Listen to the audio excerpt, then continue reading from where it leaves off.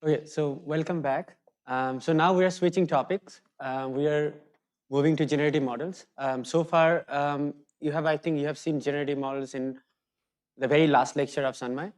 But you have done some exercises with that, but then we haven't discussed in details. So today, the plan is like now we will discuss a little bit details of generative models. We'll see, what they are and some of the variations of generative models, and then we also have some exercises that we'll do together. So first, the question to all of you: did you hear about generative models, or did you use generative models? So who used generative models before? Yeah. Who used generative models? Where did you use it?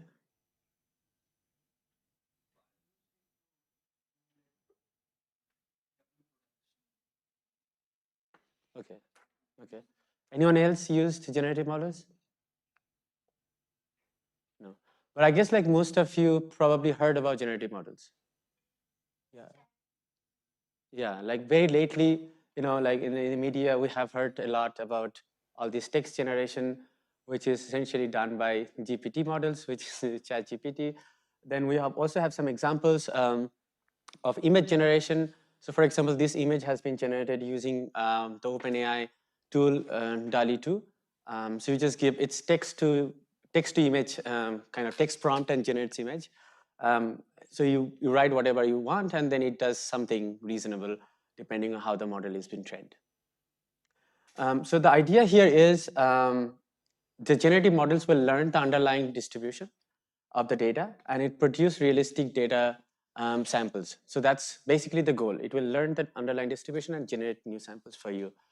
And there are lots of, like most of the revolution happened in the industry. So there are lots of companies now in the field.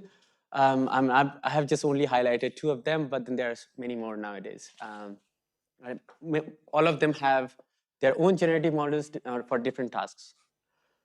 So we will see like how generative model is useful for our use case. So first, let's just recap the classification task. In classification task, we had the high dimensional data. Let's say we have the image, and what we wanted to do, we wanted to classify them this versus that, and basically from the high dimensional data to the low dimensional level. So we want to classify that to dog and that to cat. Now, in the generative model, the whole thing, so for the classification, the way we train, we give these are like, let's say if you think about these images as CNNs, whatever model it is, we have a model, we give these images, and then we get the model predicts the levels at the end of the day. For the generation, we basically flip it. So what we do, we have a model, and we want to generate the high dimensional data set. So previously, in classification from the high dimensional data set, we wanted to go to low dimensional levels. Now we want to go to high dimensional data set. The inputs often are noise, often like very low dimensional noise. So what you want to do, basically starting from a low dimensional noise, you want to go to the high dimensional image. So something like this, for example. Right? So that's the goal here. Now, I'm just summarizing everything here. So the generative modeling is basically take input samples from some distribution. So you train, right, using some data set. So you have an input distribution where the training data set is coming from. And it learns the distribution and basically the model will learn the distribution and presenting the underlying, so learns to present the underlying distribution. This is, don't focus too much on the levels, but this is just a example cartoon I wanted to show. Let's say we have some data set coming from this density. Our goal is to learn this density. So that's what you want your generative model to learn. And later on, you will tell, okay, now you learned the underlying density, generate data set for me. So these are like some other examples. So the generative model has two steps. One step is to learn the density, and second step is to generate samples. So here, let's say we have multiple images for training set, and these are some random images, and then we're generating images. So what we want, the probability of data that we used for training should be sort of similar to the generated data distribution. That's the P model of X. So now the question is, how can we learn this P model similar to P data? So that's essentially the task here. And you can do that many different ways, and that's why there are many different types of generative models. So in general, the generation is, some parts are simple, like the training of the generative model. You start from random noise, let's say, and then use the network to transform the noise to data. So these two steps could be mostly, to some extent easily achievable. You can design your model slightly carefully, but then the problem, where things get tricky, is that use the loss function to monitor the quality of the generated data, because it becomes slightly difficult, like how you monitor the quality of the generation. For example, like we have these two images. In the classification task, both of them will be labeled as dog. So it's quite simple. Like you see them, you label them the same way. But for generation, if you want to generate an image like this is actually not like, same as this. So this you will have to understand the difference between these two pictures. So that has to be expressed mathematically. And also, like, that should be differentiable, because at the end of the day, that is your objective function. You want to learn the difference, and you want to propagate back based on the difference, based on the learning. So here, there are certain issues. For example, like one issue to highlight here, let's say we have these kind of images in the training data set, and we generate data which looks like this. So now you see, like, we had in a training data set, we had a little bit more mixture. We had different colors of cats, but now when you're generating, some of the colors are missing. So the question now becomes, like, it's a generative data set has the same property.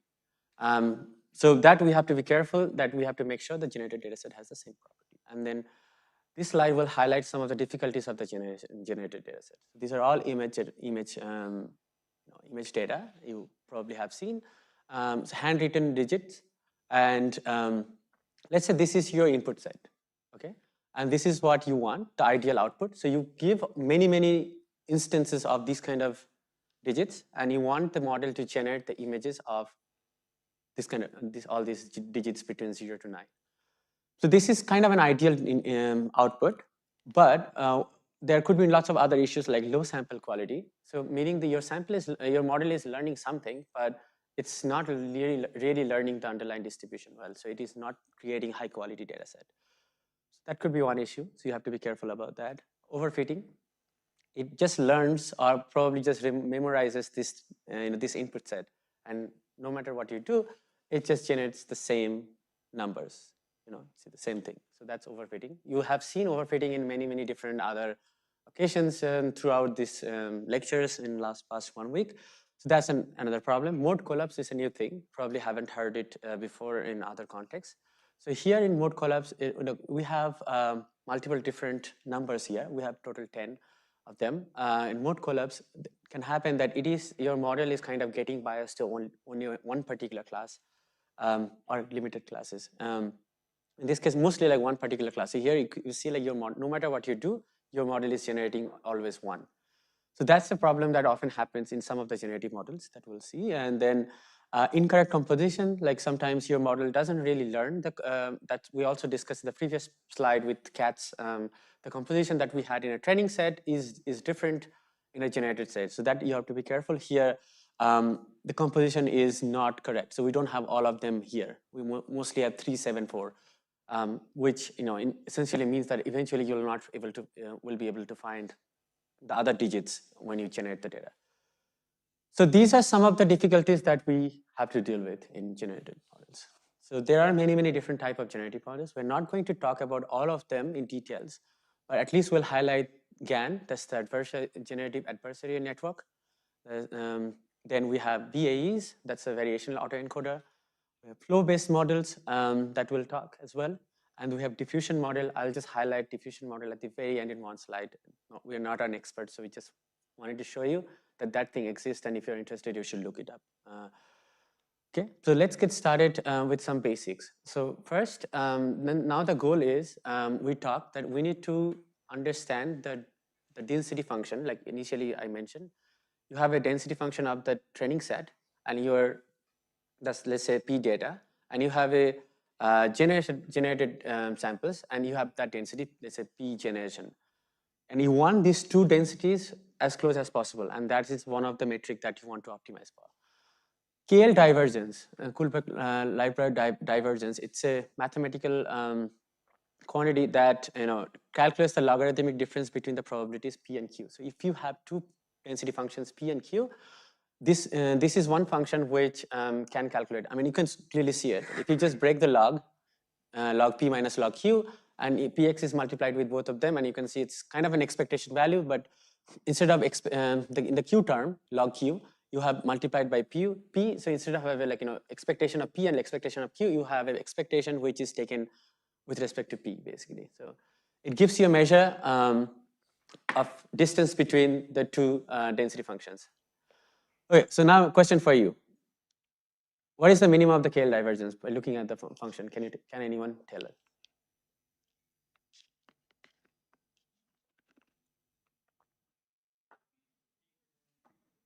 P equal to Q? Good, yeah. Clear, I guess. So when P equal to Q, it becomes 0, right? That is one property, but we'll also, when you see it in practice, you'll see also some other properties happen. Another quantity is Jensen-Shannon JS divergence, and that's very similar to the KL divergence, but it also measures similarity between two density functions, P and Q, and it is composed of KL divergence. So you see, instead of just taking P and Q divergence, we are taking P with respect to P plus Q divided by 2. What's the advantage? We're not going to go into too much detail of mathematics, but you can sort of see if you plot. Let's say we have, and this is taken from a blog. Let's say we have distribution, Gaussian distributions with mean 0, standard deviation 1, that's P. We have Q, that's mean 1 and standard deviation 1. You plot them first, that's P and Q, right? And then once you take the KL divergence and the like the Jensen-Shannon divergence, you can kind of see them, how they're looking compared to so for example, like here, DKL and DKL Q and P, DKL P and Q, both are plotted here, and you have the JS plotted in the black here in the final plot. This is just M equal to P plus Q divided by 2. So one thing you clearly see, the KL divergences, these are not symmetric, right? The red and blue curve, if you see, they are not symmetric. But if you look at the black distribution, they are symmetric. So that's a property that some people, sometimes it gives you advantage having them symmetric. And often we use both KL and JS, but it depends on different model has different assumptions. So JS divergence is also used. So we'll see that where JS, well, I'll not explain, but yeah, JS is using some of the models and KL is also. But just keep in mind, KL and JS divergence both are calculating similarity between two density functions. Okay, so these are some of the key things that we need to keep in mind as we go. Okay, so now generative adversarial network, GAN. So that's the first thing we want to look at. So idea here is we want to take noise, a very low dimensional noise, at least quite low compared to the high dimensional data set that you want to generate. And you have a generator, let's say f of x. So you take x, transform it, and create the image. That's the goal here. Very simple goal. You have noise, pass the noise through a model. It gives you high dimensional data set and an image in this case. It could be something else in particle physics context. Let's say you want to generate a distribution of momentum, distribution of mass, those kind of things. Okay. So little details about GAN. GAN has two components. It has a generator network that we just saw. So that's our goal. But the question is how to train it, right? You need to find a way to train and optimize this generator network. So what we do, we add a discriminator network with the generator. So first step, the low dimensional noise will go in to the generator network, this G. It will generate some image, and we also have the high dimensional real images that these are all supervised methods. So you have the training data set where you know what you want to generate. Let's say in this case, let's say you have a bunch of picture of dogs and cats. So you have all of them, you pass then the real image as well to the discriminator. Now the discriminator, you can think about this is a classifier. So what it does, it will look at the real image, it will look at the fake images, and it will try to differentiate between them. It's a binary classifier in this case, and it will tell you whether it's a real or fake. Now, in this case, so we are just denoting them in some sort of mathematical notation, G of X. So if we just denote the latent space, that's a noise as at Z. G of Z is equal to X. That's what we want. So it maps the noise to the data. That's the generator. And we are writing the discriminator as D. So discriminator takes the input of G, so input of D of GZ, and then it also takes D of X, and it classifies between these two. So you can think like, what does the discriminator want? Discriminator wants to differentiate between these two images. And what we want from the generator, we want the generator to learn to generate as good image as possible. So the goal here, the generated part, is to create very high quality image, but the discriminator is always comparing the generated image with the real image, and it will always try to differentiate between them. So it's kind of a game happening between, kind of a competition happening between the discriminator and the generator, because generator wants to improve and the quality, and the discriminator on the other hand tries to become as sensitive as possible. So that thing gets, we can decode that in a loss function. It's a min max loss, because one thing we want to maximize, other thing we want to minimize. So it's a competition between the two, and we need to find an equilibrium between them. That's when you stop training. In this case, you can, very simply, you can think about d of g of z. That's a differentiable function because that comes through the discriminator. And you can use the d of g of z as it's a loss, and it's a differential function you can propagate through. So, for example, here is if it's a classifier, what type of loss you're going to use here? Binary cross entropy. That's like one of the common ones. So you can then, that's a very common one. Then often we use the binary cross entropy. We check what it is, and then based on that we propagate back, and then we train in two levels. One time we train the generator, and another freeze the generator, and then other round we train the discriminator, keeping the generator frozen. Okay, so then maybe we can ask a question. Yeah. You know the loss of the discriminator. What would be the loss of the generator?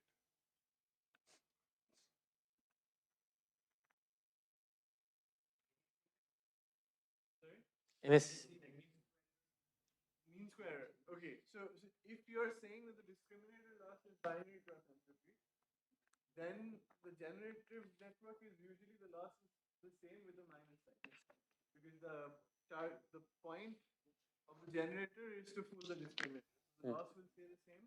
You could do MSc you could do as well. But and it would work as well. But I mean, the reason you are doing binary cross entropy for the discriminator is the same reason you're doing binary cross entropy for the generator, but with a minus sign, because the discriminator is trying to tell the difference, and the generator is trying to fool the discriminator. So the sign of the loss flips. Yeah. So this d of g of z, that if you think that as a binary cross entropy, so yeah, so in one case the discriminator will try to minimize that, but for the generator, for the other case you have to negative sign size is just maximize such that the discriminator doesn't understand the difference between the two.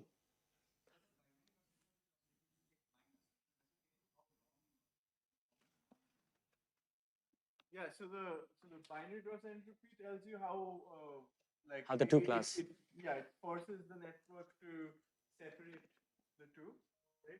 So the negative of that is just saying that when you train the generator, you update the weights such that the discriminator's output for the generation and the true will start to converge.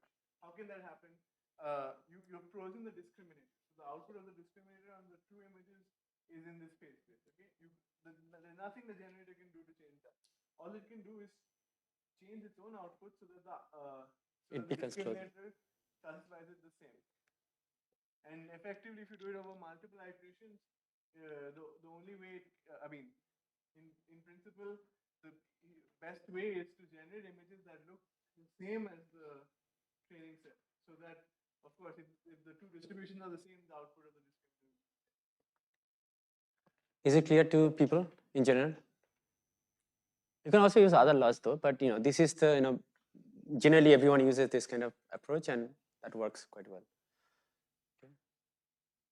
Good. Yeah. So then without going into too much details of math and all, we wanted to give a very yeah. The way the question is posed, do you think we can use anything other than binary classification? I don't think so. That's my limited perception. Yeah. So like I guess Elham is pointing out here in the next slide, you show the Washington. Yeah. There are a whole bunch of improvements to GANs which make them stable.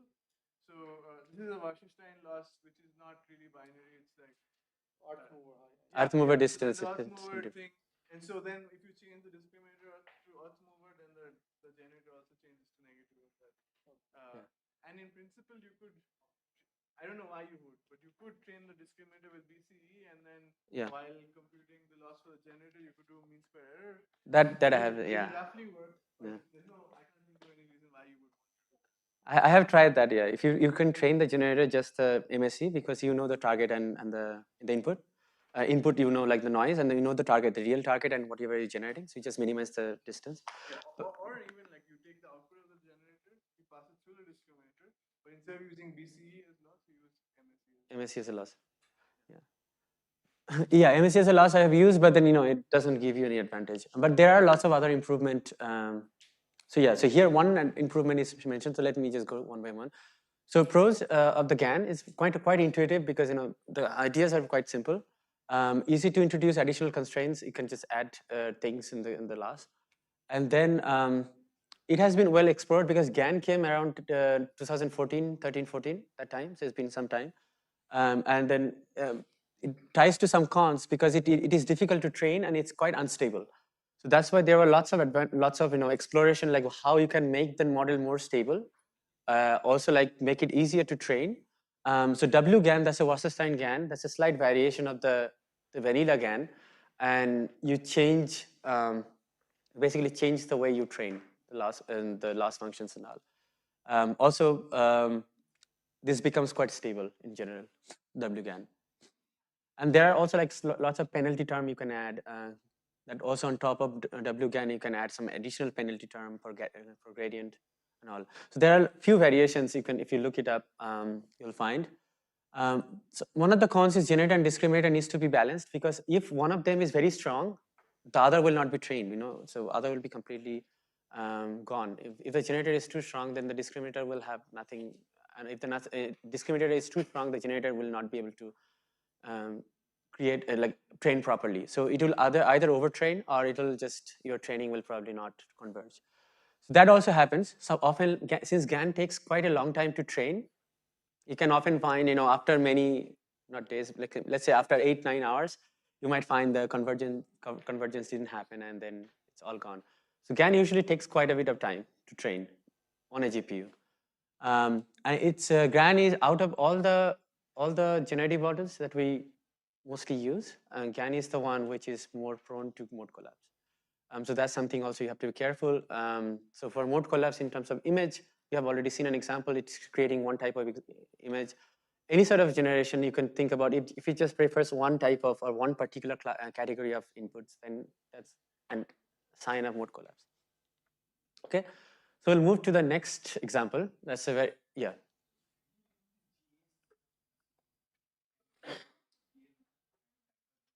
So GAN actually approximates JS divergence.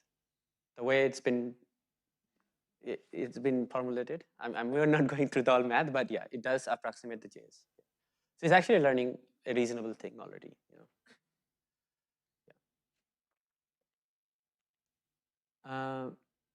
So another common one is variational autoencoder. Maybe some of you have seen it or used it. So variational autoencoder, before going to the variational autoencoder, let's just look at the autoencoder first, just to keep everyone in the same level. So autoencoder has two structure, two different networks, basically, you can think about that way. We have the encoder and we have the decoder. So the task of the encoder is it takes the input, high dimensional input, and it reduces the dimensional. Usually this latent space Z that's a bottleneck mentioned here. It's often very low dimensional compared to the input data dimension. So it takes the original high dimensional input X and it pushes it to the, compresses it down to the low dimensional latent space Z. So this is kind of the functional form, G of X equal to Z. Then we have another network we train. They're trained together basically. Another network we train, which takes the latent space and pushes it back, and decompresses it back to the original dimension, data dimension. And that's, let's say your estimate is X prime. Your goal is to, ideally you want X to be exactly equal to X prime. That's the goal here. So if you have 4, you want to get back 4. So here, the thing becomes quite simple because we just want to minimize the reconstruction loss. That's difference between the input and out reconstructed input. So very simply, you can just use MSE, just the square distance between the input, X and X prime. So that's what we do in autoencoder. And then autoencoder, it's just to highlight some of the applications in particle physics. It's becoming quite popular nowadays for trigger because we can compress the data. And if you learn the latent space quite nicely, then you can take, like you can imagine, this could be happening, people are working already, that you have so much data volume coming in the high level trigger, you just compress the data set to a latent space, and you save the latent space. You have both of them trained. Once you know how to compress, you also know how to decompress them. So if you save the latent space, then you actually save, you store the latent space, you actually save quite a bit of space. So that's something people are thinking quite actively for the trigger, at least for CMS Atlas. And then later on, once the data has been, on your own time, you can decompress this back and do your analysis. So that's an application of autoencoder. Nowadays, people are already also using for anomaly detection and all. You will probably see one of the application from Tanmay, like later on, probably tomorrow, using autoencoder and some variation of autoencoder, right? So that's sort of, you'll see lots of applications there. So, what? Yeah. It could be MLPs, it could be CNNs. Yeah, it's up to you. It could be RNNs as well. Yeah. Again, just the same idea. We are taking this high dimensional image, pushing it back to the encoder is, taking it to the latent space, and then there's a mapping back to the original dimension, and we compare the input output pixel by pixel with mean square error. That's the goal here. Now, let's say we move towards the variational autoencoder. Now the question is, can we generate data with the autoencoder? So this is the question to you. Can we sample from this kind of architecture?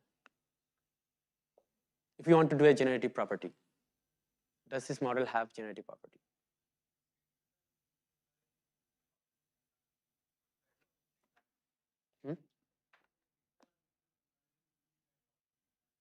Yeah. Anyone thinks that this can generate samples? You think? How can it generate samples?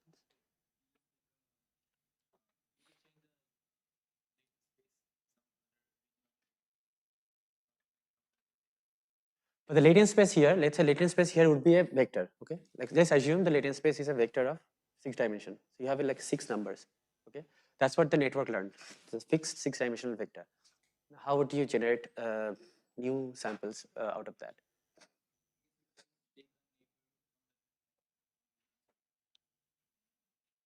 But then how would you be sure that, that neighborhood still approximates, because you kind of learned the mapping from X to Z through this G function, right?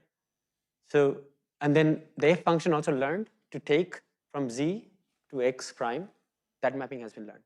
So if you take a neighborhood of Z, first of all, to define a neighborhood is kind of tricky. And how would you make sure that then the neighborhood still kind of holds, approximates back the, like this reverse mapping?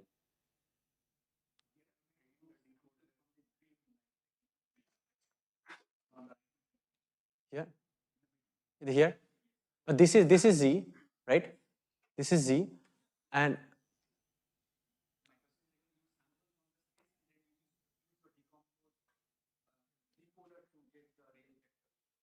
yeah. So this, I think this idea would be more clear in the variation autoencoder, because this kind of shows that as a distribution.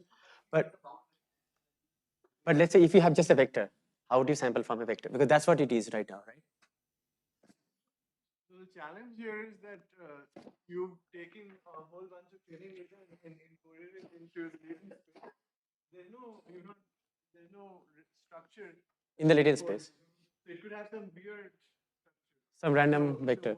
What you suggested is that you take the data distribution itself, perturb it a little bit in the latent space, and generate new.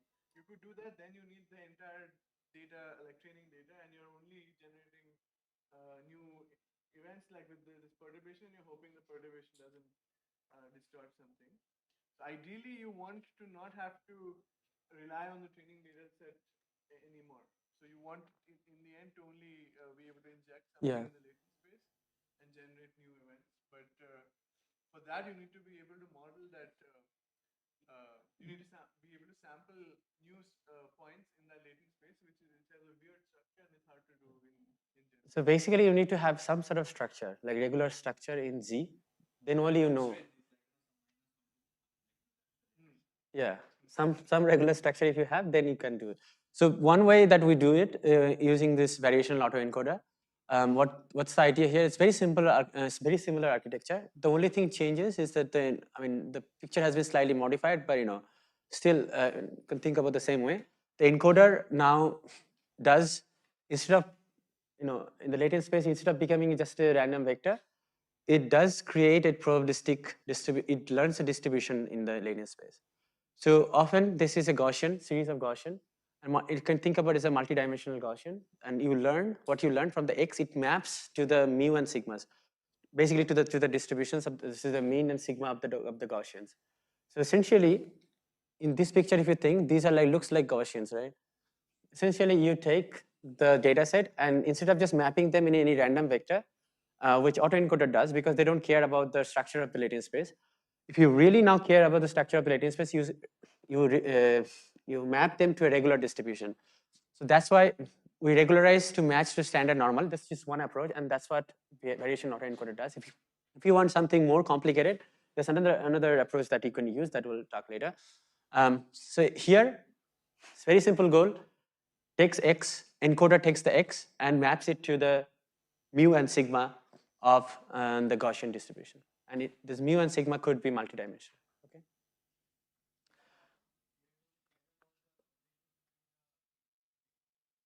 Features of the latent space. I think you can, but we usually assume it to be independent because that's how you're training, right? So you're basically, when you're training, you're also, so here we see. So when you're training, so let's say you push that first to that latent space, and then when you're training the rest of the model, you are sampling out of that. So there you are kind of, so you are sampling out of these distributions mu and sigma. So let's say with Z, the sample latent space, latent vector, sample latent vector, that's like a mu plus sigma, and you multiply it with a random number which is coming from the standard normal distributions of 0, 1. Okay, so that's what you do. So and then the sample distribution passes through the decoder, and then decoder finally decodes it back to the X. So essentially, you are forcing the whole thing to be independent already while the training. But then you can choose the dimension. That's in your hand. That's the parameter you have to optimize. There's no right answer there. So here, the same story, essentially the same story as GAN. It's just this very slightly different way of doing it. And having this standard normal distribution, it helps us to write we can use the KL divergence that we talked earlier. If you calculate a KL divergence between the standard normal distribution 0, 1, you can do that later. And other Gaussian distribution which is having mu and sigma, you can calculate it down here like this. So we have the Q of Z given X. That's the posterior, but we have the prior that's been assumed here to be standard normal. So if you take one of them is standard normal, another one is the network modeling, and if you take a divergence, if you simplify the term, it will become something like that. And this is the term. I mean, it's easily writable in the code. This is the term you'll write in your code. I think it's already written, but the example you will see later. That's the only hack. And the scale divergence you add now with your MSE term. So the MSE still stays the objective function here, because at the end of the day, your goal is to compare the input and output. So that still is the objective, but now you are imposing an additional constraint that the way you are compressing and decompressing, the latent space has to have some structure, and the structure is very specific, and it should be a standard normal. So that's why you're imposing this regularization term, which is scale divergence, and that will force the network to to have this structure, standard normal structure in the latent space, and that your loss is basically MSE plus the KL. So that's what you use for training. Okay. Yeah.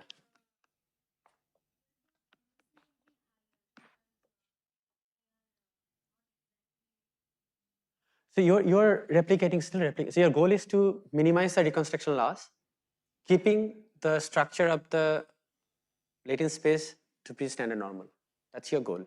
So ideal situation would be your latent space is like standard normal in multidimensional, whatever dimension it is, and your deconstruction loss is very close to zero. That's the ideal goal.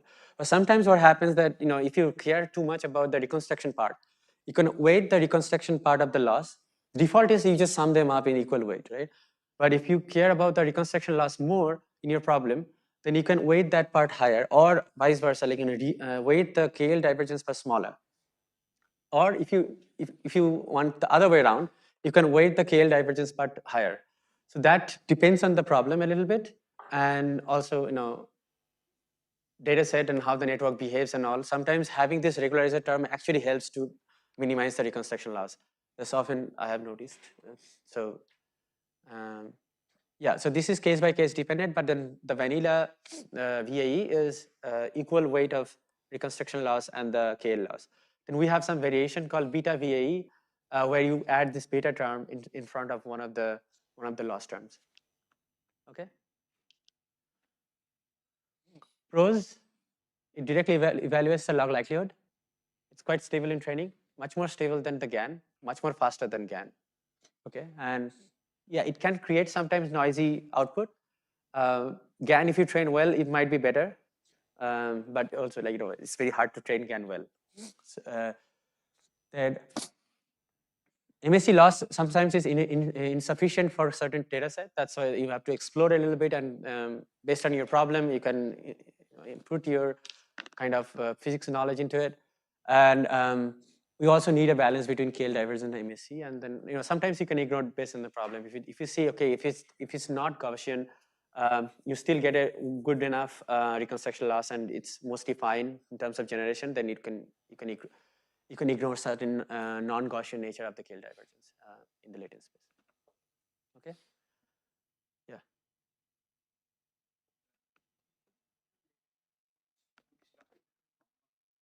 Yeah, that's what we start. Yeah, that's why we start, and we force it, keep forcing it. So the KL divergence term that you add is essentially taking one of the probabilities is in standard normal, and other term is the one the network is predicting, the Q.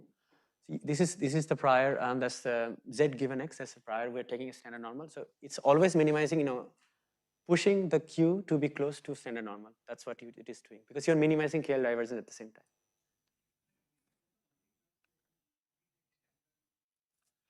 For the VAE, yes. Standard normal. See, is that the only choice that he's asking? You can do other stuff. This is the most typical one. Most typical one. Otherwise, the KL will not. Yeah, you can't just put. You can't have. It's not easy to put something else. Another trick some people used back in the day was instead of a KL divergence, you can have an adversarial loss, and then you can impose any arbitrary distribution. So instead of a Gaussian, if you want some funny thing, right? Or Uniform. Yeah, uniform. Then you can do an adversarial loss. So a second neural network that looks at uniform distribution versus whatever is in the latent space, and I assume. tries to discriminate, and then but then that makes the VAE as hard to train as a GAN. So it's not. Then it's better to train a GAN, I think. There's another trick. Yeah, I guess another thing. In fact, even this standard normal is sometimes challenging, because intrinsically there's thing, right? Ideally, the VAE wants to have the reconstruction loss be zero. And for that, it wants the latent space to have a rich structure, and you're forcing it to have a simple structure. So there's a fight, and sometimes what you do is there's a trade-off, and the latent space isn't fully Gaussian. So then you add a normalizing flow on top to make it completely Gaussian. Elham will talk about the flow later, but flows really allow you to take a distribution and make it Gaussian. Yes, it often happens. And one of the problem I was doing, like, you see like good reconstruction loss, but then the posterior is not posterior, meaning this distribution is not normal. Now, if it's not normal, your assumption to start with was that you sampling, assuming this to be standard normal. Now, if it's not standard normal, your generative capability actually goes down, because you now need to know the shape of density of the function. Instead of previously, if your prior is normal, if your posterior is exactly normal or very close to normal, then you can just blindly, if you have a trained decoder, can blindly just pass normal and keep generating. But if the shape is not normal, then your generative capability goes down. So one option is, like Aishik mentioned, you can force it to be normal. Other option is you somehow have to then know the density of that whatever q of z given x is, and it becomes a little bit harder. So you need to estimate the density of that thing. That you could do with the kernel density estimation or something like that. Okay, so let's move to some other architectures. So first, before moving to that, Jacobian matrix, I just wanted to remember, I think many of you probably know and probably remember, but Jacobian matrix, let's say we have this function Rn to Rm, and if we have the matrix of all faster partial derivatives like this, it's called M cross N matrix, right? And if you have that, which is the form Jij equal to dfi dxj, this matrix is called Jacobian matrix, and this is important when you do coordinate transform, that we'll see. Okay, so Jacobian matrix is basically partial derivative of a function with respect to a coordinate. Now, when does it come into play here? So I want to think about this. Let's say given a random variable z and its known probability density of pi of z, we would like to construct a new random variable using a 1-1 mapping. That's x equal to f of z. Okay, so we had z. We want to construct a new variable x, which is f of z. The function f is invertible, so z equal to, we are putting this constraint, z equal to f inverse x. The question is how to infer this unknown probability density function of the new variable p of x. So can you try thinking about it? I mean, one line is already written.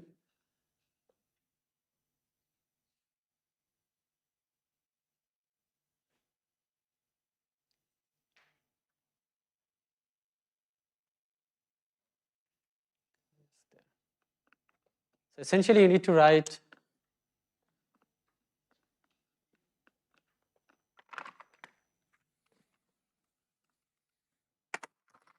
we want p of x in terms of other things. Like you see here, this condition is always true because we start with the density function, px and px dx integral over the whole phase space should be 1. We did a change of we have another variable which is z, which has a density of pi of z. So that should also have the same constraint. So pi z dz should be 1 from probability definition. Now we want pz as a function of the other quantities that you have on the. Can someone try it out just very quickly, or think at least how to do? Yep. You can tell, yeah, you can tell. You can tell everyone.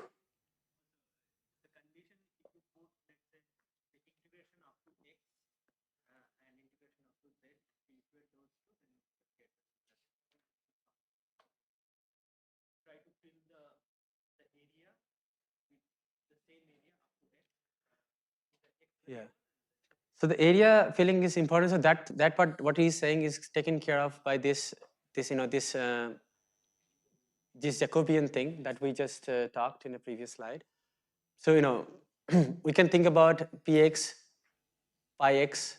So we have dz, dx. So this is the important factor, because if you don't have that, your area under the distribution will be different. So that's why you need to now, since you did a coordinate transformation, you need to just make sure that the area stays the same. So you want to renormalize things. So we'll see that like an image, distribution example in the notebook later on when we see that. But yeah, so Jacobian is important for this thing. When you do a coordinate transformation from one to the other, you need to just multiply with the Jacobian. And then we're just using the properties of the function. It's an invertible function, so we're just replacing on all the z's with f inverse x and all, but you don't need to worry at this moment right now. Okay, so let's go to the normalizing flow, keeping these kind of things in mind. So we learned about Jacobian coordinate transform. Okay, so the idea in normalizing flow is quite similar to, well, not quite similar, but kind of similar to the VAE approach, where we move the initial thing to a normal distribution. Here, instead of just moving it to state to a normal distribution, and from the standard normal we were generating through the decoder. Here we are not doing it in one go. We are doing it in very small steps. So let's say the starting distribution Z0, a latent distribution, follows density function P0 Z0. Let's say it is very similar to Gaussian. What we want to do here, we want to do very small transformation. So multiple f's, these are all transformations, and change Z0 to Z1, and then keep going until the point when it becomes Z of k, which is equal to the x, the density function that I want of my variable. Okay, so here some of the notation is again written in the box. Z of I minus 1 is P of I minus 1 given as an argument Z of I minus 1. So it's basically here. It's basically here. And then Z is, next Z is, F is a mapping between Z I minus 1 to I. So that's here. And this F is invertible function. So that you have to keep in mind, because we want to do this small transformation in one direction, taking the simple Z, gradually making it complex. That's what is happening very naively. If you forget about the math, we're taking a very simple Z and very step by step, we are making it a complex function. Right? That's what is happening in a k steps. And then we can use this, again, like we already talked about Jacobians, we can use using the coordinate transformation properties. We can write this Pi Zi equal to all these inverse properties, and then you have this Jacobian term with that. So normalizing flow changes Z0 to Zk, and that's what the network does. This is the training phase. And when we want to generate, that's the generation phase. When we want to train, we have a complex distribution. We want to train a network which learns these mappings to the simple distribution. Often that's been taken as a normal distribution. You can take something else as well. There's no constraint. But for simplicity, you can take a very simple Gaussian distribution. So your goal is to train a network, start with a complex data distribution. That's your X, that's your input. And with multiple steps, you get to that point. And these functions are all invertible. So now you can just invert the whatever you learn, and you can get back to the other direction. That's kind of the goal here. So once you train one way, the other way you can go, given the Gaussian, you can go back to the original dimension. So here the loss function is negative log likelihood, very fundamental. So you can write it in this form, log of px, and x belongs to the data set that you have for training. And you can write it in many different ways. This is just one way. You can write p of x, which is, pi's are the density functions of the z's. P of x, in the previous slide we highlighted that we assume z of k equal to x, and the density function of z is, we mentioned here, pi. Density functions of z's are pi's. So essentially, you can write log of p of x is log of pi k zk, and then you can do all of these like small steps, multiplication, and finally boil down to that. Right? For each step, you can do this kind of transformations. It finally boils down to that. So pi 0, that's the very first distribution. That's the normal distribution. That's a latent normal distribution. That's where you wanted to start with. And that's what you want the network to learn, mapping from your data set in a multiple step to a standard normal, this term. And then we have a Jacobian term with that. And that's the log likelihood, negative log likelihood. And you're minimizing that.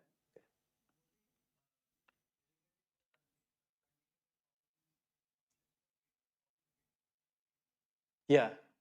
So that's a requirement. That's a requirement here. Yeah.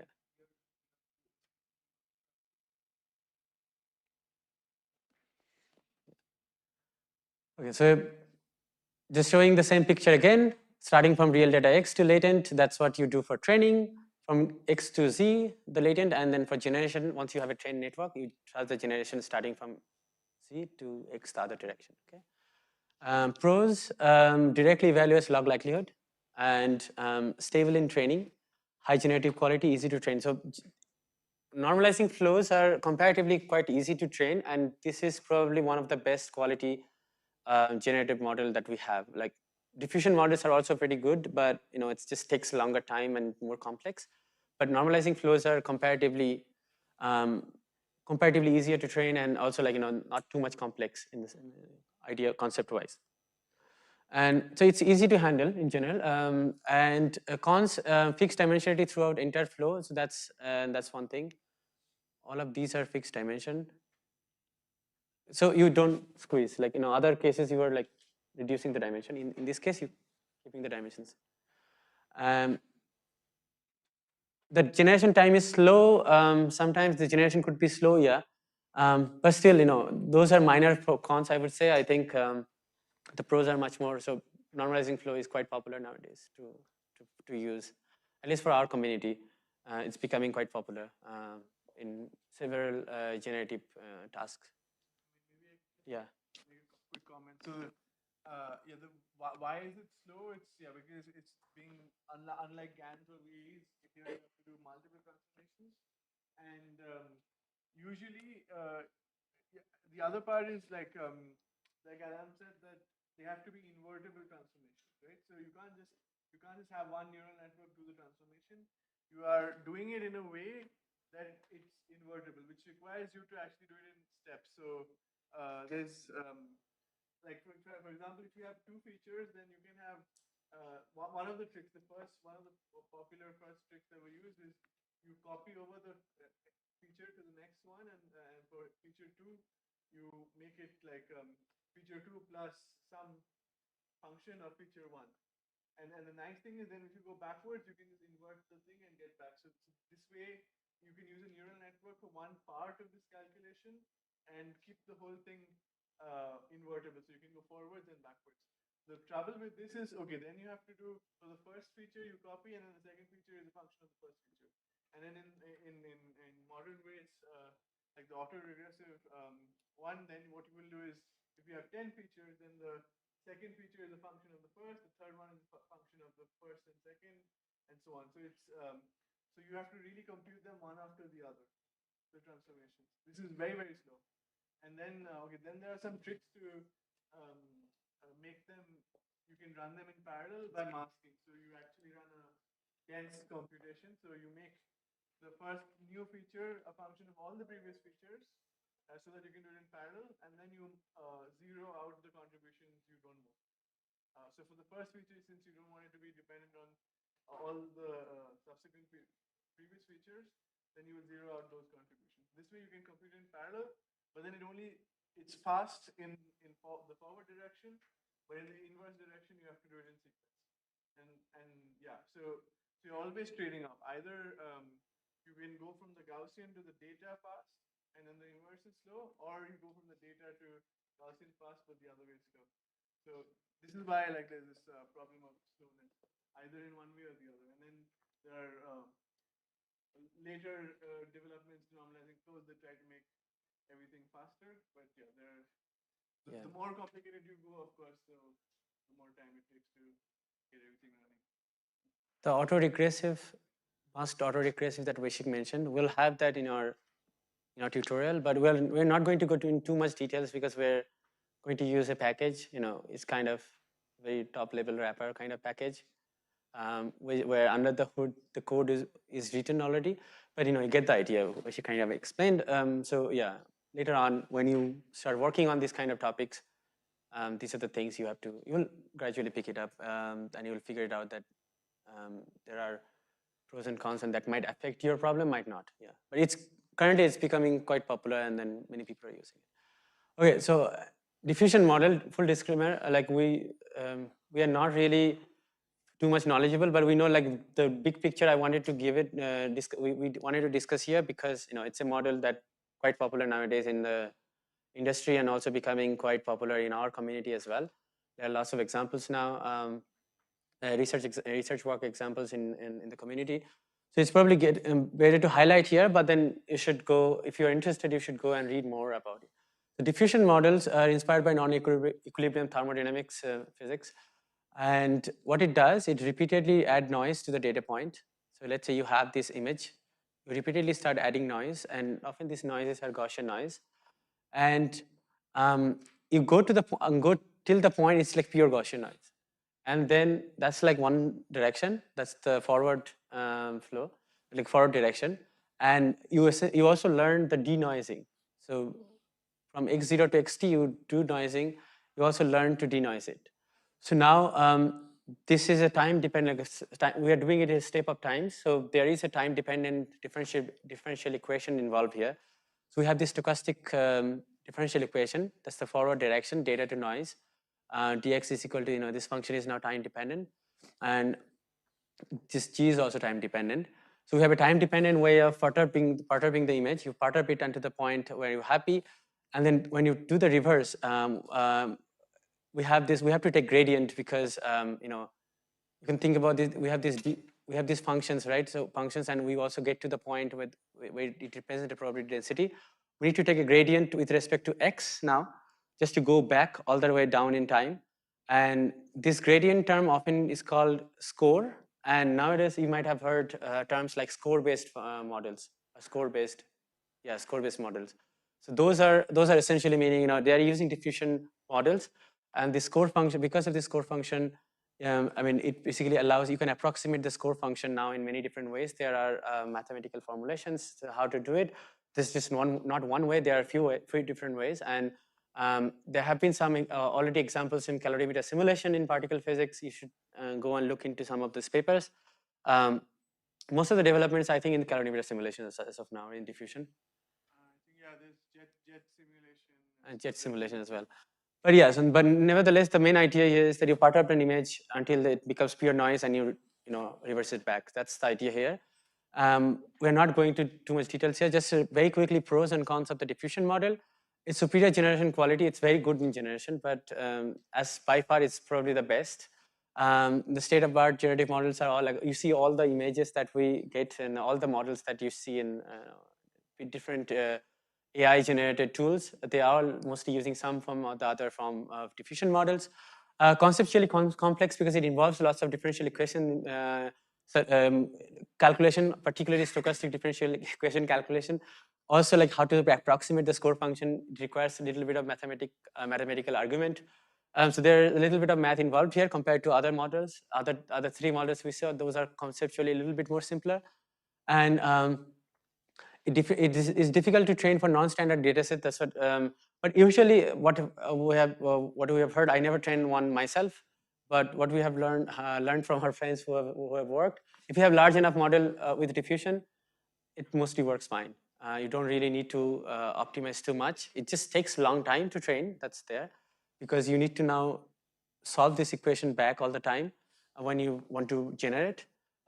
Forward pass, it knows how to take an image, how to go to the noise.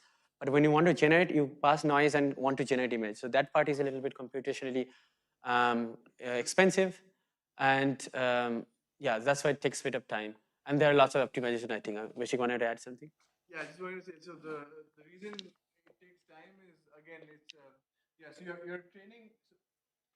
So the first of all, the trick is you want to learn the score, but like to learn. So one of the tricks was you had score-based models, which would train based on the score, and then the diffusion allowed them to become useful and popular because, like, here you're just adding Gaussian noise at each step, right? So and then you can get the score for that, and that's why this, yeah, that was the way to make score-based models actually work, is adding adding Gaussian noise, and when you're generating, you start from this noise distribution and you want to go to the data distribution. So you have to apply this model many times to slowly do the inverse of diffusion. That's why it takes time. Nowadays, though, like this is super popular in the industry, so that every few weeks there's a new paper that comes out on how to make it faster. So recently, there have even been papers in high energy physics that the training is slow, but it's not as slow as a GAN, so it's still doable. And then when you want to apply it, you can then do this kind of training where, let's say when you're training, you train with like a 1,000 time steps. Then you can train a new model that skips steps. So it goes from the first step to the third step directly. You bring it down to 500. Then you can train another one that goes from 500 to 250, 250, and so on. You can bring it, depending on the data set, you could bring it down even to a single shot. At that point, the speed is comparable to a GAN or a VAE in terms of generation. So even though, yeah, it's slow, but there's a lot of research going into making it fast. So I think if we do this school 1 year down the line, that comment will no longer be valid. Yeah, like the first, I think DALI 2, it came, I mean, diffusion idea has been there for some time, you know, it's this idea inspired by physics thermodynamics, but it really got popularized 2021, right?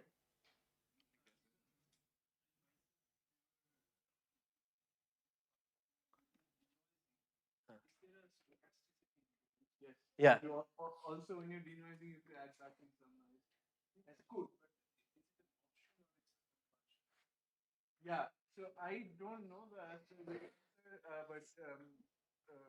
I think you have to. At least in when the first papers came out, you needed to. Yeah. Yeah, I think you can derive all of these equations like there's very carefully. Yeah, exactly. Uh-huh. Yeah. I also want to look in that in Yeah, detail. exactly. So I haven't also written. That's what I initially told.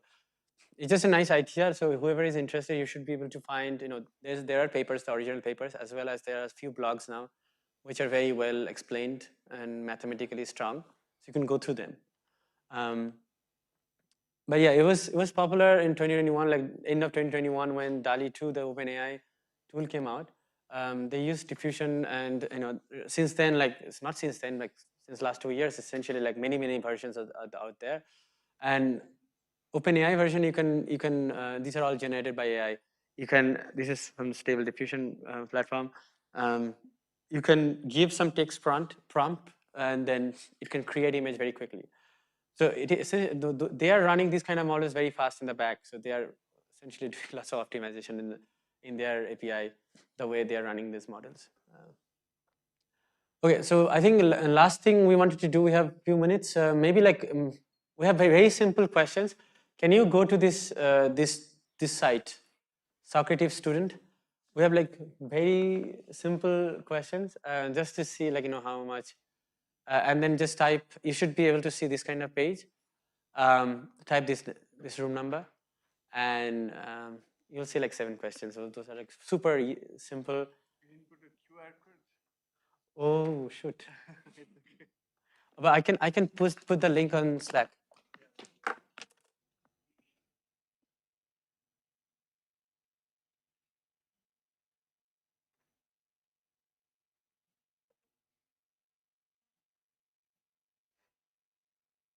So the link is put on Slack. If you go there,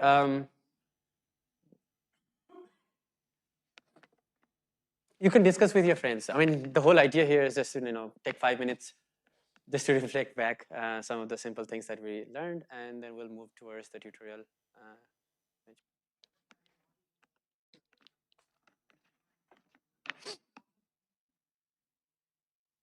Okay, so I still see like, you know, some people are working on number 6 and number 7. Maybe take another 2-3 minutes, and then I'll close it. Yeah, just write something. Yeah, like one. You don't have to write. It's just like few words. That's expected. Don't have to write a story. Yeah, 1 or 2 words are the answer basically. And this is just for you to think. You know, there's nothing.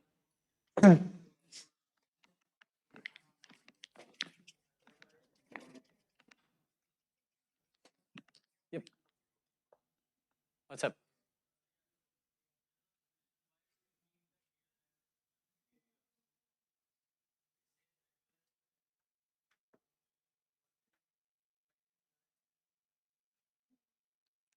So we talked about the regularization term, right?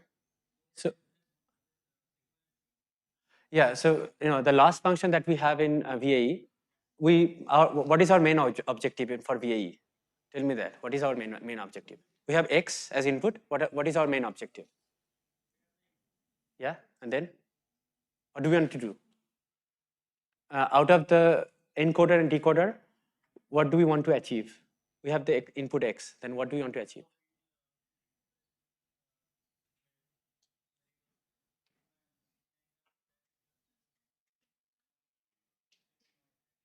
Yeah, those are like the fine details there. But let's just think about the input X we have. We have an encoder, we have decoder, we have some latent space in between. What do we like naively want to achieve given the input? So we want the output to be similar as input, right? That's our main objective. So that how do you make sure that in your loss function? How do you do that in your loss function? Like how do you enforce that will happen in your training? So what term do you add in your loss? So you want the difference between the input and output to be small, right? That's what you want. MSc is one option. So MSc is like it's a difference in square, right? So you want that thing to be small. That's like your default objective, that you want the generated outputs to be very similar to the inputs. Now we are saying for VAEs, we also want an additional term because we have this imposition of Gaussian distributions for the latent space, and this additional term comes as a regularizer term, which is the KL divergence. It just forces so your encoder takes the input X and creates a distribution, learns a distribution of X. Z, let's say Z is the latent space. It learns Z given X, and this I think we are calling it. So it learns that. Now you want this distribution to be very similar to, you want to have that thing achieved. So you just put this constraint through this KL divergence term.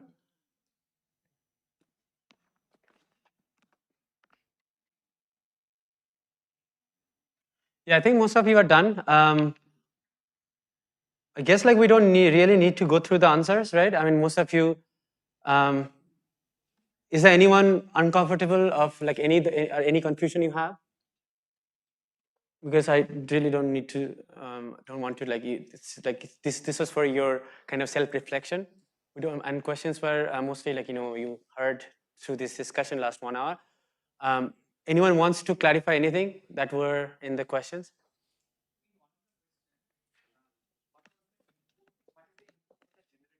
Yeah. Just as a noise, yeah. I think some configuration in the question is, yes, it shows red, but yeah, it should be the noise. You see, like it shows red here, but it should be noise, yeah. I mean, I think something I have to change in the, but most of you are right. Low dimensional. Yeah. Low dimensionals are fine. High dimensional, if some of you have written high dimensional, I think that's not correct because you are not putting the high dimensional input as the input to the generator. The high dimensional input is an input to the discriminator. Generator just takes the noise, low dimensional noise, and creates the high dimensional input. And the discriminator takes your high dimensional things, right? So that is mostly fine. So noise should be the answer here. Most of you are correct.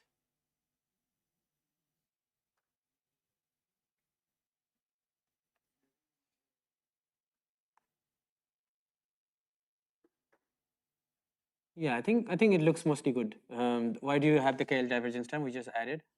And last number. Yeah, negative log likelihood. I think most of you got it. Okay, good. Thanks. I think that's pretty much it. Should I stop or start the tutorial very quickly? How much time is it? 5 minutes? Should we start the tutorial or stop? After that, we can take a 5 minutes. No, 5 minutes. no, but it's lunchtime. Yeah, so yeah, Oh, lunchtime. it's lunch. Lunchtime till 12:30, right? Yes, so then we start after lunch. After lunch. 5 minutes is not just the Yeah, right 5 time. minutes if they have more questions. Okay, yeah. Or maybe Before. like make sure that they have installed. Exactly, yeah. So we don't want to start the tutorial right now, but one thing we want to make sure, so Aishik and I will take the tutorial, after we come back after lunch. We want to make sure that you checked out the same repository that we have been using, right? So the repository is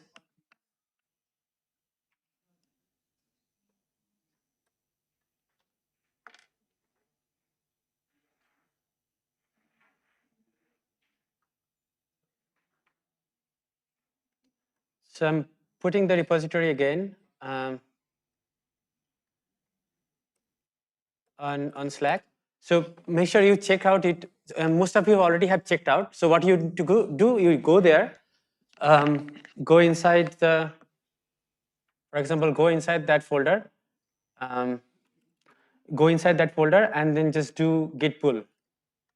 Okay, and if you do git pull, it should be downloading everything.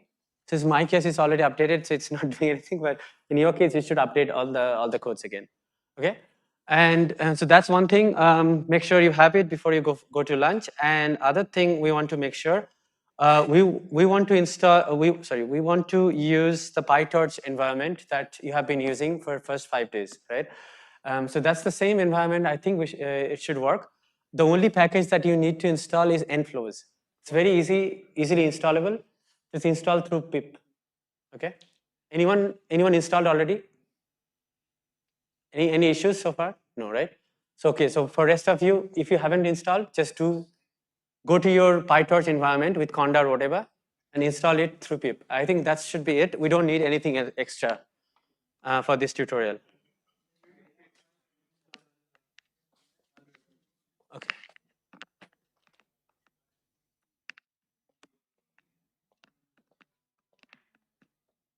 Okay, so anything else you wanted to discuss? Otherwise, we'll just break for lunch and come back after lunch at 1:30. Okay.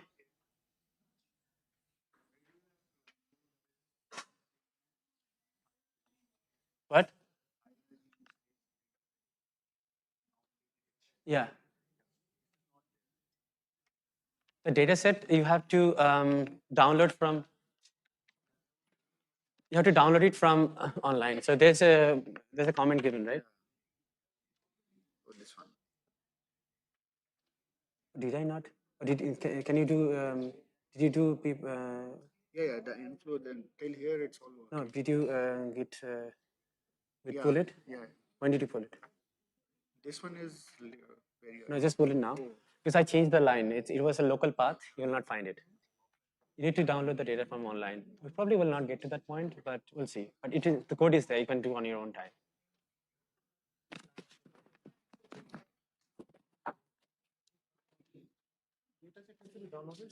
The first part is fine.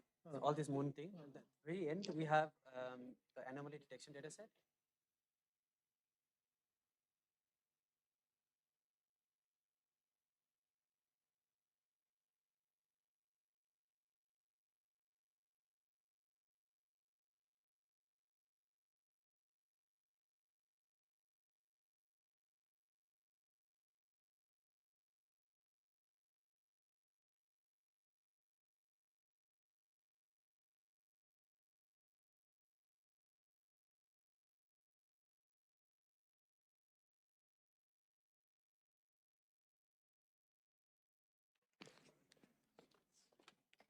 Okay, so for people who are still around, like one thing, we don't know whether we'll be able to get to the point at the very end of the notebook, but just for safety, since it is taking super long time to download things here, maybe just do this one. Towards the end, you see this section 3 in the notebook. You open the notebook, PyTorch. So we have 2 notebooks, a PyTorch solution and without the solution. So we should be looking at that without the solution notebook. But regardless, whichever notebook you're looking at right now, There is a section 3 that's the high energy physics use cases, and there you can find this wget comment. It will download the dataset from Zenodo directly. So maybe just run it on your laptop and go for lunch. Okay. So you can do it on your terminal. Just open the terminal, copy paste this comment. It should work.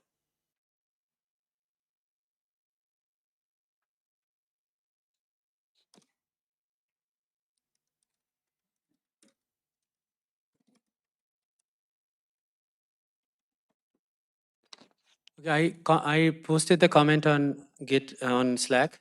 So just use that, this comment. You need to do wget and then link up the file. It should not take too long to download, but then you should do it before you go for lunch.